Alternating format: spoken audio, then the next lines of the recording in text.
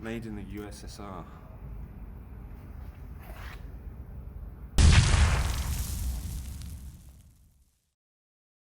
A friend of mine lent me a Kiev 88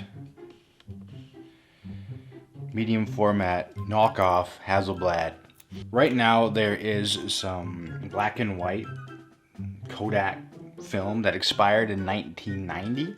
I just want to see if maybe I get something out of it, or maybe I waste my money, you know, developing something that shouldn't have been developed. I feel like I could break it just by touching it wrong. Has a little flip out viewfinder here. It's pretty sick. You can look down, waist level viewfinder for an eye level viewfinder. It also apparently has a light meter inside it.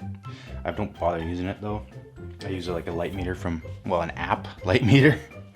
Back off, I have to have it cocked. By cocked I mean wound up. But you can't fire it when the blast shield's in, that's for sure. It's cocked right now, can't fire.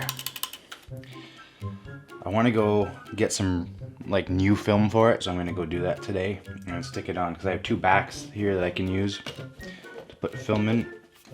A second back here, which is nice. You can switch between different films. So I got this 1990 expired black and white film inside right now, which is probably already ruined for all I know, but whatever. I'll keep shooting it.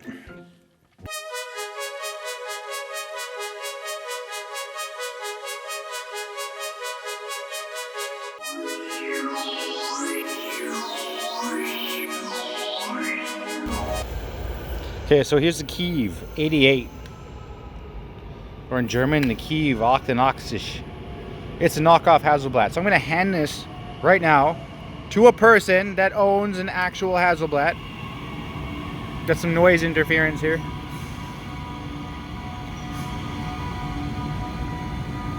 And I'm going to get his take on how it feels in his hands comparatively to an actual Hasselblad. What do you think, George? Well, I'm less scared about dropping it. Yeah. Well, it's the same size. It's made of plastic. That sounds, I don't know, doesn't sound as loud as a Hasselblad.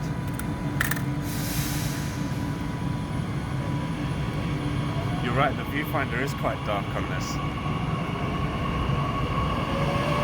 I can't see shit on it.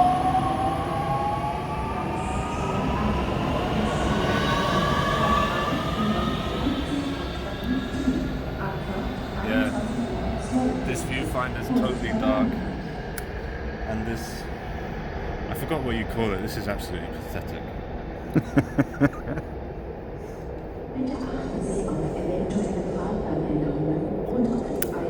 I don't like the glass in this either. Made in the USSR. It's not quite Sweden, but they did make some cool things in the USSR. How'd you set? So that's the aperture. That's the aperture, yeah. How'd you do the shutter speed then? Is this it? No. The shutter, yeah, that's the shutter speed. You can only move it when it's cocked. So in order to change it, you have to pull it out. You have to pull that. And then move it around. Ah. And you can only do that when it's cocked. So when you take a shot, you can't change the shutter. No, you have to cock it first. So it is cocked now. It's cocked now. So we could take a shot. You could technically take a shot, yeah. If you got a nice, good light rating, you could go for it and take a shot. Right now, there is an ISO 400 film in there, Kodak. This lens feels so cheap. Yeah, it kind of does. Yeah, it's definitely not the lenses that you find on a Hasselblad. Well, no, my Hasselblad's got Carl Zeiss lenses. Exactly, which are super expensive in comparison. MIR.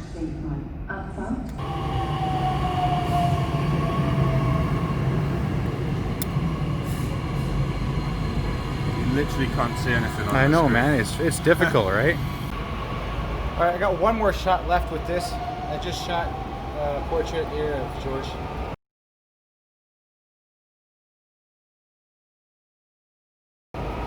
I'm really unconfident using this thing.